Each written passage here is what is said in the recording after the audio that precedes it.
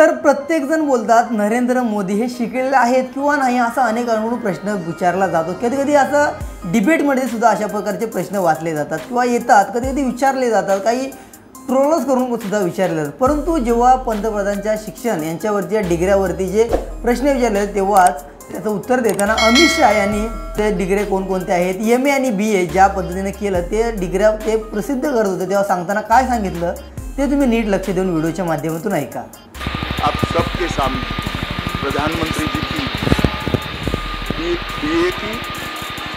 BA की और MA की दोनों डिग्रियां सार्वजनिक करना चाहता हूं। तर या डिग्र्या अमित शाह दाखवत होते तेव्हा त्यांनी सांगितलं पंतप्रधानांची सर्वजण डिग्र्या विचारतात, त्यांची BA ची आणि MA ची डिग्री ही आहे तरी सार्वजनिक मी करत आहे। त्यानंतर असा सवाल आहे तर नरेंद्र मोदी जेव्हा भाषण करतो तेव्हा त्याने स्वतः काय सांगितलं ते सुद्धा व्हिडिओच्या माध्यमातून ऐका।